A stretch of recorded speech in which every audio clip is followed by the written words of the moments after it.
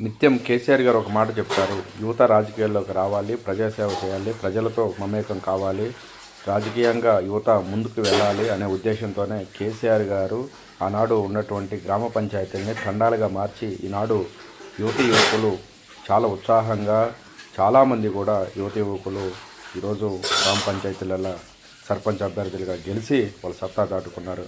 చాలామంది విద్యావంతులే, చాలా వరకు విద్యావంతులు ఉన్నారు. ఇక్కడ మనం చూస్తున్నాం భద్రాద్రి కొత్తగూడెం జిల్లా అశ్వాపేట మండలం గాండ్లగూడెం గ్రామ పంచాయతీకి చెందినటువంటి ఈ విద్యావంతురాలు డిగ్రీ చదువుకున్నది. వయసు 23 సంవత్సరాలు.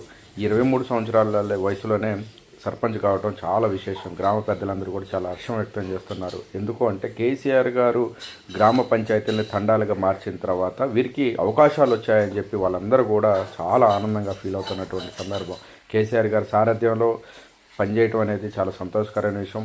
కేసీఆర్ గారు గిరిజన తండాలకు చాలా మేలు చేసిండు. అభివృద్ధిలో ముందుకు చాలా గ్రామాలు చాలా వరకు అభివృద్ధి చెందాయి. పొడుభూమి పట్టాలు ఇచ్చిండు. ఇట్లా ఈ విధంగా వాళ్ళే సర్పంచ్ అభ్యర్థులు చాలా ఉల్లాసంగా ఉత్సాహంగా ఉన్నారు. ఈరోజు కేసీఆర్ గారి పార్టీలో సర్పంచ్గా గెలవటం, ప్రజలకి సేవ చేయటం మాకు కేసీఆర్ గారు ఇచ్చినటువంటి వరం.